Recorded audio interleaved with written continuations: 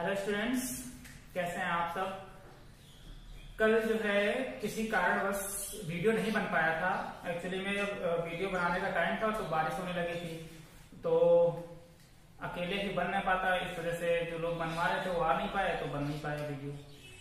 तो कल नहीं बन पाया था, उसके लिए सॉरी। लेकिन आज हम उसको स्टार्ट करते हैं, ठीक है। कुछ यहाँ से गाड़ी वाड़ी बहुत ज्यादा निकलती हैं और जितने टाइम वीडियो बनाने बैठो ना, ये देखो देख लो, अगर इतने टाइम वीडियो बनाने में साले इतना निकलते हैं हरामखोर कि पूछो ना, बहुत ज्यादा निकलते हैं। तो आप क्या करते हैं, आज हम स्टार्ट करते हैं क्लास 11, ठीक है। क्लास 11 की फिजिक्स से स्टार्ट हो रही थी और फर्स्ट ईयर की, जिसमें आपको बताया गया था यूनिट एंड मेजरमेंट, ठीक। बंद करो, आ रहा था आज मैं बताऊंगा। तो आज हम स्टार्ट करते हैं मेजरमेंट ऑफ लेंथ, ठीक है। हमने इससे पहले वाले लेक्चर में आप देखिएगा यूनिट एंड मेजरमेंट का लेक्चर पार्ट 1, जिसमें आपको बताया गया था कि क्वांटिटी कितनी तरह की होती है। फिजिकल क्वांटिटी दो तरह की होती है, फंडामेंटल क्वांटिटी होती है और एक डिराइव्ड क्वांटिटी होती है। जिसमें फंडामेंटल क्वांटिटी 7 तरह की बताई गई थी आपको, और आपको डिराइव्ड क्वांटिटी बताई गई थी। फिजिकल क्वांटिटी कौन सी क्वांटिटी होती थी, जिनको हम मेजर कर सकते हैं।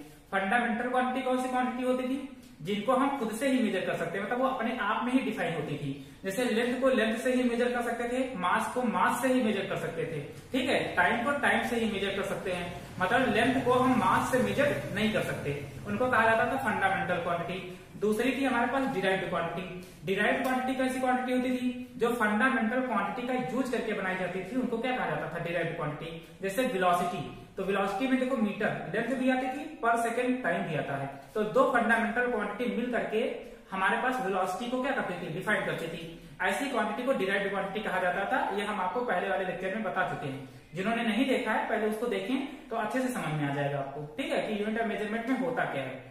तो आज उन्हीं फंडामेंटल क्वांटिटी जो होती थी, उन्हीं फंडामेंटल क्वांटिटी को आपको क्या करना है, बताना है, ठीक है, कि उनको मेजर कैसे कैसे किया जाता है। तो आज हम मेजरमेंट ऑफ लेंथ की बात करेंगे, डिस्टेंस की बात करेंगे। जैसे मान लेते हैं कि हमको अपनी हाइट नापनी है, तो हम नीचे अपना एक टेप रख लेंगे, मीटर टेप, और ऊपर हाइट पकड़ करके नाप सकते हैं, आसानी से नाप सकते हैं। थोड़ा बहुत अगर 1-2 किलोमीटर कोई रोड नापनी है, तब भी आप फीता लेकर के नाप सकते हैं, ठीक है। मतलब छोटी मोटी चीजें आप मेजर कर सकते हैं। लेकिन जैसे हम आपसे ये कहें कि अर्थ पे खड़े खड़े होकर के आप मून की जो है डिस्टेंस मेजर करिए, तो आप मेजर नहीं कर पाएंगे।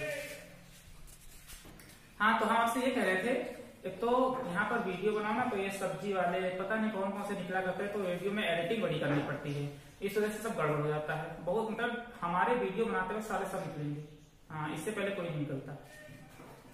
अब देखिए यहाँ पर क्या है, मेजरमेंट ऑफ लेंथ। आपको हम बताते डिस्टेंस बता रहे थे, जैसे अपनी खुद की डिस्टेंस मेजर करनी है तो हम डिस्टेंस आराम से मेजर कर सकते हैं, ठीक है।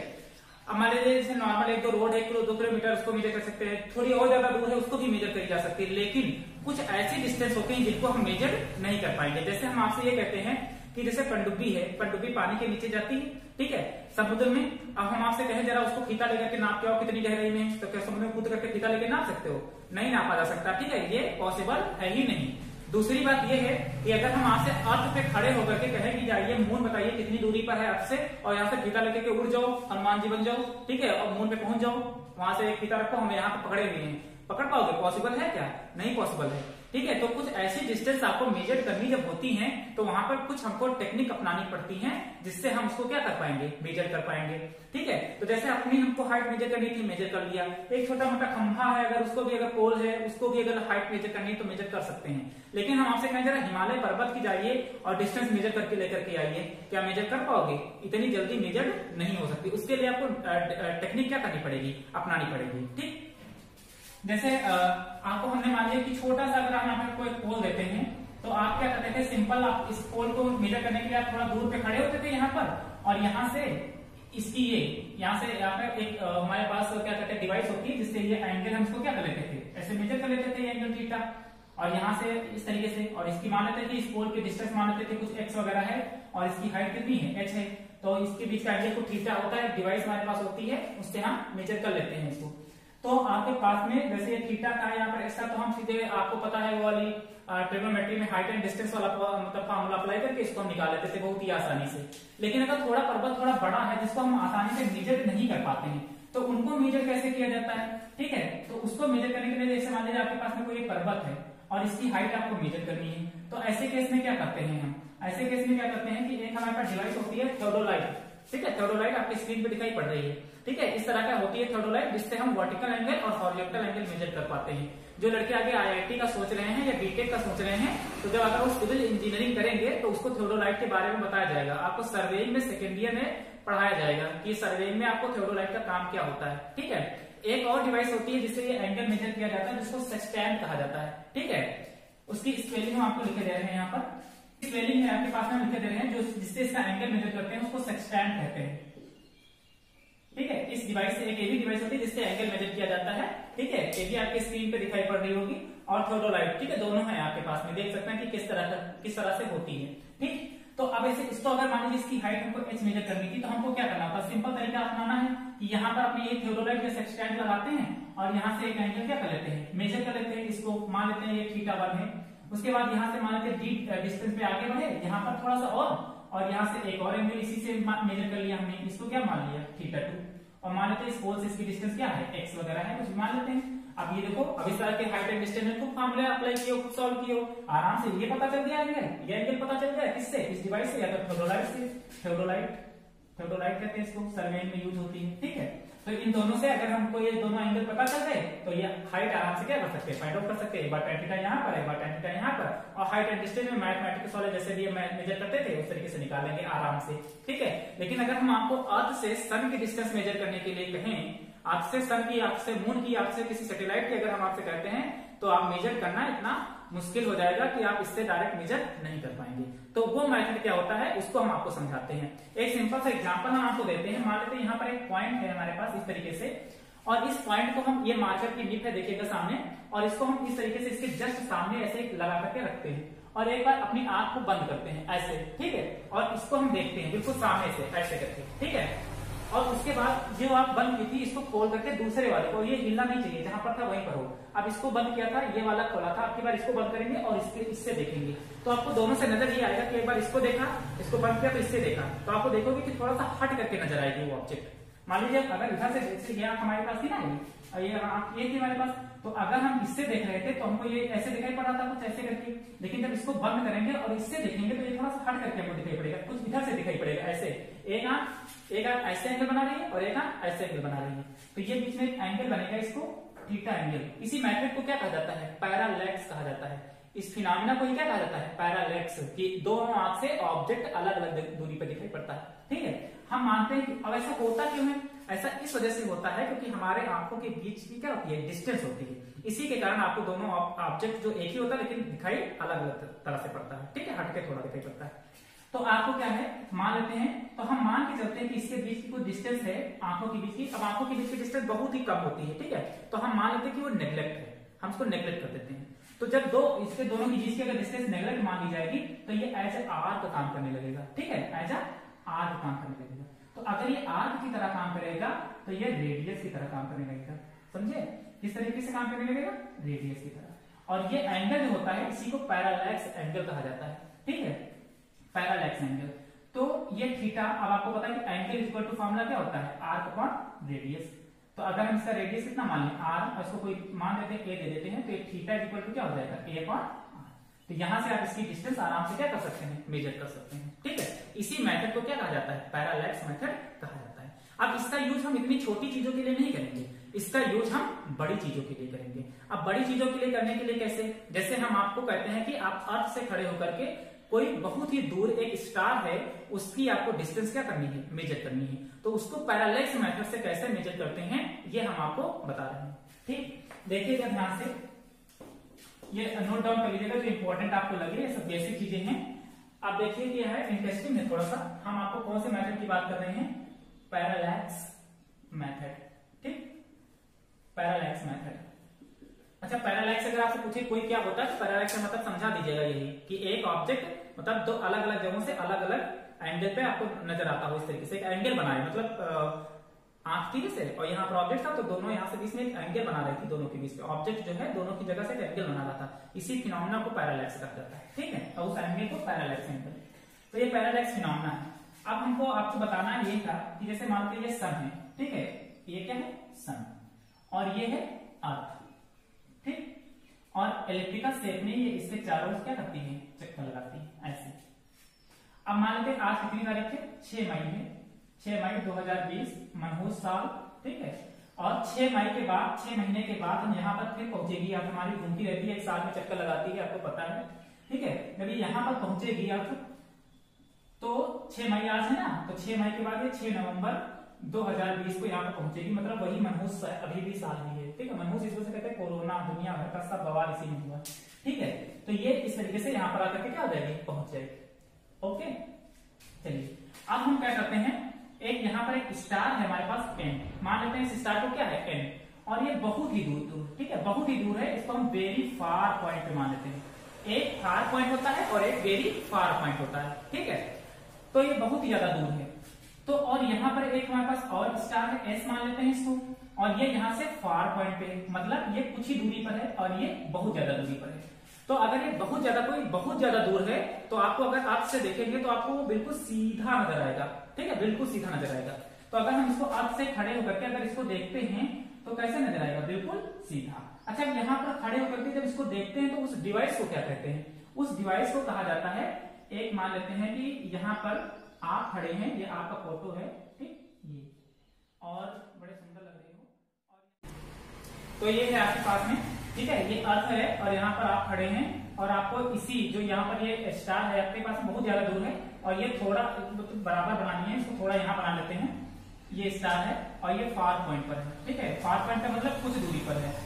और हम क्या करते हैं, एक एस्ट्रोनॉमिकल टेलीस्कोप से, हमने आप, ठीक है, एक एस्ट्रोनॉमिकल टेलीस्कोप से आपने यहाँ पर इसको देखा, ठीक है, यहाँ से इस स्टार को देखा तो बहुत ज्यादा दूर था और आपको बिल्कुल सीधा ये नजर आ रहा है, ठीक है। उसके बाद हम क्या करते हैं कि यहाँ पर इस स्टार को भी देखते हैं इसी एस्ट्रोनॉमिकल टेलीस्कोप से, इसको भी ऐसे देखा, तो हमको इस जो बहुत ज्यादा दूर था एक स्टार ये, और एक यहाँ पर जिस स्टार को हमको मेजर करना था, इसकी डिस्टेंस मेजर करनी थी, इन दोनों को हमने इस एस्ट्रोनॉमिकल टेलीस्कोप से देखा और इनके बीच का एक एंगल देख लिया, कितना है, φ1, ठीक है, दोनों के बीच का एक एंगल कितना मान लिया, φ1 मान लिया, ठीक है। अब उसके बाद क्या करते हैं कि 6 महीने के बाद घूम करके हम कहाँ पहुंचते हैं, यहाँ पर पहुंचते हैं, अर्थ के स्तंभ के चारों ओर अर्थ 6 महीने के बाद घूम करके उस जगह पर पहुंचती है, ठीक है।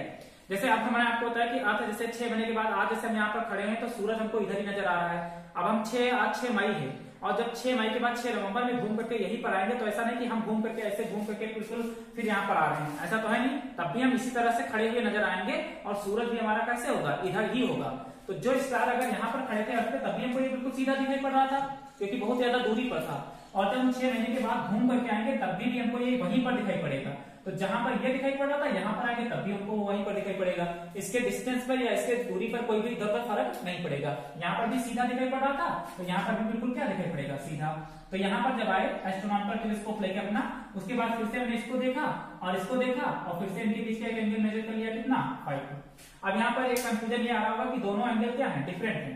तो दोनों एंगल डिफरेंट है, हमने मान लिया है ये दोनों एंगल सेम भी हो सकते हैं, या किसी तरीके के वेरिएशन के कारण, अभी हम आपको आगे एरर पढ़ाएंगे कि किस तरह की इससे गलतियां हो जाती हैं, एरर हो जाती हैं, तो इस वजह से हम मान के चलते हैं कि ये मान के एक्यूरेट नहीं है या है, हो भी सकते हैं। तो इस वजह से हमने दोनों को क्या माना है, अलग अलग माना है।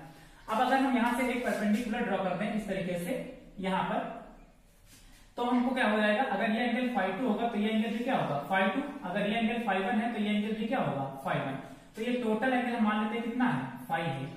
तो हमको पता है कि अगर ये टोटल एंगल φ है, और यही φ जो हमारे पास होगा, ये जो स्टार है हमारे पास यहाँ पर, इसी स्टार का कौन सा एंगल होगा, पैरालैक्स एंगल इसको कहा जाएगा, ठीक है, इसी को पैरालैक्स एंगल कहा जाएगा।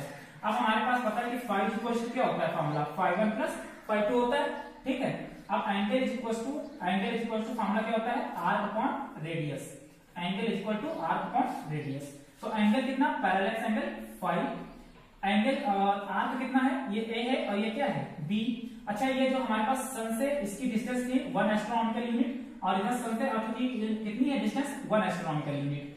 तो अगर दोनों के बीच की डिस्टेंस 1 एस्ट्रोनॉमिकल यूनिट इधर की और 1 एस्ट्रोनॉमिकल, तो टोटल कितनी हुई, 2 एस्ट्रोनॉमिकल यूनिट। तो ये है बिल्कुल सीधी, ठीक है, आर्क की तरह नजर नहीं आती है, लेकिन हम फिजिक्स में इसको क्या मान के चलेंगे कि ये एक ऐसा आर्क काम कर रही है। अगर ये एंगल यहाँ से फाई एंगल बना रहा है, अगर ये फाई एंगल बना रहा है यहाँ से, और क्योंकि हम यहाँ पर खड़े थे तब भी हमको वहीं पर दिखाई पड़ रहा था, जब यहाँ पर खड़े थे तब भी हमको वहीं पर दिखाई पड़ रहा था। तो अगर ये यहाँ पर एक एंगल क्रिएट कर रहा है, इसी को पैरालैक्स कहा जाता है, इस फिनोमेना को क्या कहा जाता है, पैरालैक्स। तो अगर ये एंगल अलग अलग आपको यहाँ पर, क्योंकि ये जहां पर आपको यहाँ दिखाई पड़ रही थी वहीं पर यहाँ पर भी दिखाई पड़ रहा है वही सेम चीज, तो अगर इक्वल डिस्टेंस पर दिखाई पड़ रही है तो मतलब दोनों तरफ डिस्टेंस मानते इधर भी ए पर लिखी तो इधर भी होगी यहीं पर, मान लेते हैं अपने मन से ही, ठीक है। तो अगर ये एंगल यहाँ पर बना रहा तो फिर ये एज ए आर्क ही काम करेगा, ठीक है। अगर मान लेते ये एंगल ना बना रहा होता तो फिर ये आर्क की तरह काम ना करता, तो ये एक स्ट्रेट लाइन होती, लेकिन अभी यहाँ पर एंगल बना रहा है इस वजह से ये आर्क की तरह ही काम करेगी, ठीक है। तो एंगल इक्वल टू क्या लगाएंगे, आर्क अपॉन रेडियस। तो ये कितना है, आर्क ए बी है और अपॉन में रेडियस कितना मान लेते हैं, इसका ए मान लेते हैं, ये हमको निकालनी थी डिस्टेंस। तो आपको ए बी जो पता है, ए बी ये 1 ए यू यहाँ की 1 यहाँ की, तो कितनी हो जाएगी 2 एस्ट्रोनॉमिकल यूनिट और डिवाइडेड बाय कितना, ये जो रेडियस थी। तो इस तरीके से हम यहाँ से किसी भी स्टार की डिस्टेंस क्या कर सकते हैं, मेजर कर लेंगे। तो ये मेथड थे आपके पास में, कौन सा, पैरेलैक्स मेथड था। तो इससे आपको क्या करना है कि किसी भी स्टार की डिस्टेंस आपको क्या करना है, किसी दूसरे जगह से आप उसकी डिस्टेंस आराम से क्या कर सकते हैं, मेजर कर सकते हैं। अच्छा, अगर आपको ये ए पता चल जाए और आपको ये 1 AU पता ही था ऑलरेडी, तो अगर हम इस स्टार की सन से भी डिस्टेंस मेजर करना चाहते हैं इस तरीके से, ऐसे करके, तो ये परपेंडिकुलर का बिल्कुल सीधा डाल दें और यहाँ से 90 डिग्री बनाए तो पाइथागोरस थ्योरम यूज करके हम इसकी भी डिस्टेंस क्या कर सकते हैं, नाप सकते हैं, ठीक है। तो ये एक तरीका है जिससे हम बहुत सारी डिस्टेंस मेजर कर पाएंगे। तो इस पैरेलैक्स मेथड है, यहाँ पर आप इसको मेजर कर लेंगे, ओके। अच्छा, इंटरेस्टिंग है ये, कोई दिक्कत नहीं है, ठीक है। सोनार की बात कर लेते हैं, सोनार, ठीक है। इसका काम क्या होता है, सोनार का काम भी क्या होता है हमारे पास कि इसका फुल फॉर्म क्या होता है, अच्छा किसी को पता है, सोनार का फुल फॉर्म होता है sound navigation, sound navigation and ranging, ये इसका फुल फॉर्म होता है, ठीक है, ओके। चलिए, तो ये है हमारे पास इसका फुल फॉर्म सोनार का, ठीक। तो अब हमको करना क्या है कि इससे कैसे हम मेजर करते हैं। तो अभी हमने जैसे बताया था कि ये मान लीजिए समुद्र है आपके पास में, समुद्र, ठीक है, सी, और यहाँ पर ये जहाज, ये जहाज है, जहाज का मतलब पानी का जहाज, पनडुब्बी है ये, ठीक है। अरे ऐसा बनाओ, जरूर हो जाएगा। ये जहाज है और इसमें आप बैठे हैं, ठीक, आगे जा रहे हैं। अब क्या है, आपको हमको क्या करना है, हमको इससे इसकी इस सरफेस से इसकी डिस्टेंस को क्या करना है, मेजर करना है। तो अगर इसकी डिस्टेंस मेजर करना है तो हम इसमें साउंड वेव क्या करते हैं, भेजते हैं, ठीक है। एक साउंड वेव नीचे की तरफ क्या करती है, भेजी जाती है। तो साउंड वेव की अपनी कुछ एक फ्रीक्वेंसी होती है, जब साउंड वाला चैप्टर पढ़ाएंगे तो बताएंगे, ठीक है। तो ये जब नीचे की तरफ जाती है तो कुछ डिस्टेंस ट्रेवल करती होगी, मान लेते हैं डी डिस्टेंस ट्रेवल करके नीचे की तरफ साउंड वेव जाती है, फिर ये इससे क्या होती होगी, टकराती है, टकराने से रिफ्लेक्ट होती है और रिफ्लेक्ट होकर के फिर से क्या होती है, वापस चली जाती है। तो ये डी डिस्टेंस गया, यहाँ से रिफ्लेक्शन हुई साउंड का, और साउंड से रिफ्लेक्शन होकर के फिर से वापस गया, तो डी डिस्टेंस आया और डी ही डिस्टेंस क्या गया, टोटल गया वापस। तो टोटल डिस्टेंस कितनी हुई, 2D हुई, d plus D equal to 2D। तो हमको क्या है, हमको फॉर्मूला पता है कि स्पीड इक्वल टू क्या होता है, formula speed equal to distance upon time, speed equal to distance upon time, ठीक। तो मान लेते इसको यहाँ से आने जाने में टाइम कितना लगा, t लगा। स्पीड ऑफ साउंड होती है 332 मीटर पर सेकंड होती है, आपको पढ़ाया जाएगा अभी आगे। तो स्पीड ऑफ साउंड कुछ मान लेते हैं कि s है, ठीक है, इसको v मान लेते हैं। और डिस्टेंस कितनी हमारे पास है, t गया था और t वापस आया तो कितना हो गया, 2D टोटल डिस्टेंस हो गई, और टाइम कितना लगा t। तो इस तरीके से हमको पता चल जाता है कि वो कितने डिस्टेंस पर हमारा हवाई जहाज, हवाई जहाज नहीं, जल का जहाज, ठीक है, पनडुब्बी वगैरह कितनी दूरी पर है, ठीक। कैसे पता किया, ये हमारा नाव थी नीचे, हमने ऊपर से साउंड वेव भेजी, साउंड वेव गई होगी, इससे टकराई होगी, ठीक, और टकरा करके क्या हो गई, वापस हो गई। जैसे हम मान लीजिए घड़ी में देख करके, इसमें घड़ी में देख करके हमने इसको भेजा, ठीक है, कुछ टाइम से भेजा होगा, अब हम काउंट करें कि कब रिफ्लेक्ट होकर के वापस आए तो टोटल टाइम हमको पता चल गया, ठीक। स्पीड ऑफ हमको साउंड पता है कितना होता है, 332 मीटर पर सेकेंड, ठीक।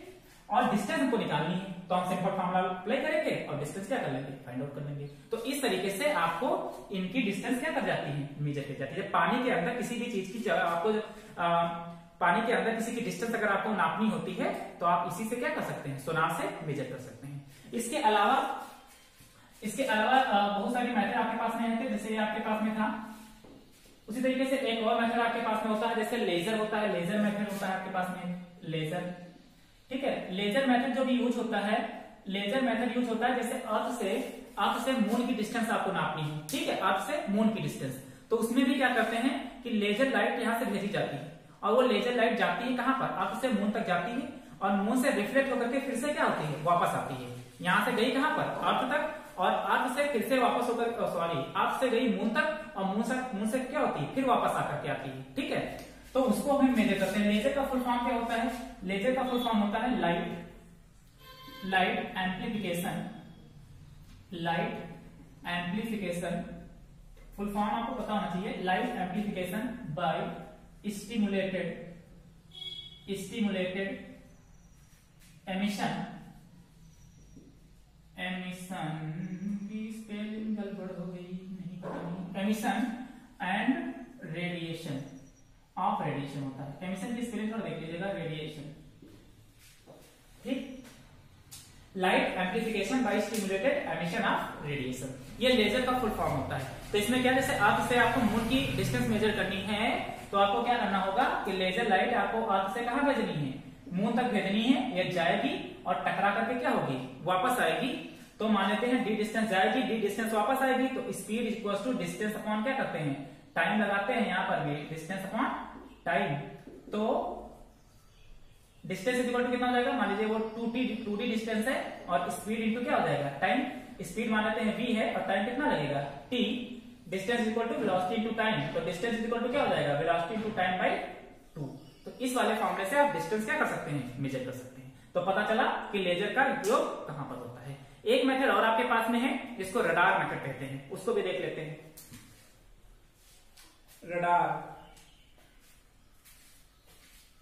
रडार मेथड भी देख लेते हैं, इसको नोट डाउन करते रहिएगा। रडार, RADAR, रडार, इसका फुल फॉर्म होता है, इसका फुल फॉर्म होता है क्या होता है इसका फुल फॉर्म, रेडियो नहीं होता है। इसका फुल फॉर्म होता है रेडियो डिटेक्शन एंड रेंजिंग, ये होता है इसका फुल फॉर्म। ठीक है, रेडियो डिटेक्शन एंड रेंजिंग। इसका काम क्या होता है, इसका काम भी वही जो बताया ना, रडार का काम क्या होता है, जो एरोप्लेन वगैरह होते हैं, फाइटर प्लेन आते हैं, उनका हम पता लगा लेते हैं ना रडार के सिस्टम से। ठीक है, डिटेक्टर वगैरह लगे होते हैं, यहां से भी क्या करी जाती है, साउंड वेव भेजी जाती है और वो जाती हैं, टकराती हैं और टकरा करके क्या हो जाती है, रिफ्लेक्ट होकर के फिर से वापस आती हैं। तो जाने में समय, आने में लगा समय। ठीक है, टोटल समय आपको टाइम पता चल गया, डिस्टेंस आपको निकालनी है और आपको स्पीड ऑफ साउंड पता है। तो स्पीड इक्वल टू क्या होता है आपके पास में, फिर से वही फॉर्मूला कि डिस्टेंस अपॉन टाइम।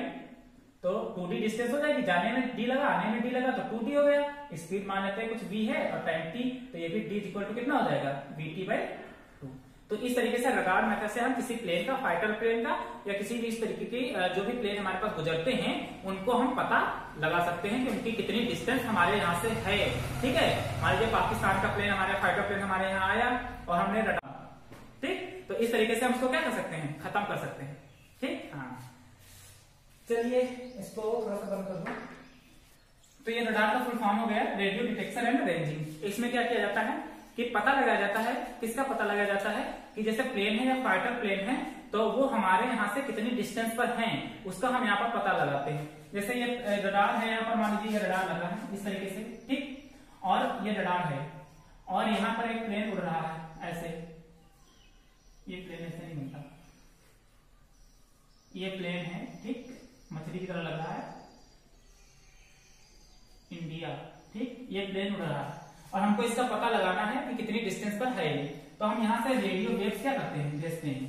कौन सी वेव भेजते हैं, रेडियो वेव्स भेजते हैं। और ये रेडियो वेव्स जाती हैं, मान लीजिए d डिस्टेंस पे गई होंगी, पता नहीं कितनी डिस्टेंस है, हमको इसकी डिस्टेंस तो पता करनी ना कितनी दूरी पर है। तो ये d डिस्टेंस पे गया और d डिस्टेंस पे क्या हुई, फिर से वापस आई। ठीक, रेडियो वेव्स हम यहाँ पर भेज रहे हैं, तो हमारे पास फॉर्मूला फिर से पता है कि स्पीड इक्वल टू क्या होता है, distance upon time. Speed equal to distance upon time.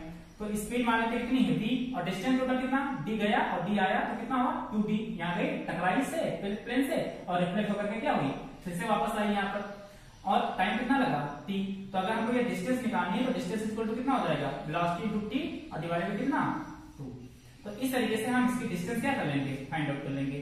तो ये radio detection and ranging method होता है, जहां पर किसी भी प्लेन की, फाइटर प्लेन की या आसमान में जितने प्लेन कुछ भी उड़ रहा है अगर, तो उसको रेडियो वेव भेज करके हम उसके डिस्टेंस का पता लगा लेते हैं कि कितनी दूरी पर वो है। तो ये इतने सारे मेथड आपके पास में थे डिस्टेंस को मेजर करने के। इस तरीके से हम डिस्टेंस को क्या कर सकते हैं, मेजर कर सकते हैं। कल हम आपको मास को मेजर करना बताएंगे कि डिफरेंट टाइप्स के मास कैसे मेजर किए जाते हैं, उनको बताएंगे आपको। और दूसरी बात हम आपको बताएंगे एरर्स, कि इसमें कुछ गलतियां भी हो जाती हैं, ठीक है। जैसे मान लीजिए कि आज के टाइम पे गर्मी है तो तार जो होता है, बिजली के तार जो लगे होते हैं पोल से, तो ढीले हो जाते हैं, लेकिन जाड़े के दिनों में क्या हो जाते हैं, टाइट हो जाते हैं। तो आप मान लीजिए उनकी लेंथ हम टेप से नाप लें तो कुछ और होगी, उसके बाद जब जाड़े में नापेंगे तो टेप की जो लेंथ होगी कुछ और हो जाएगी, थोड़ा सा श्रिंक हो जाता है ना, तो कम हो जाती है, तो उसमें कुछ एरर आ जाती है, उस एरर को फाइंड आउट करेंगे, ठीक है। तो आज के लेक्चर में इतना है। अगर कोई दिक्कत आती है इसमें, ये समझने वाला था, बेसिक चीजें थी, तो आप हमारे नंबर पर 9792107671 पर क्या कर सकते हैं, पता कर सकते हैं फोन करके, ठीक है। हाँ, और कोई दिक्कत तो होगी नहीं वैसे, है ना। चलिए घर पे मौज करिए आराम से, ठीक, बाय।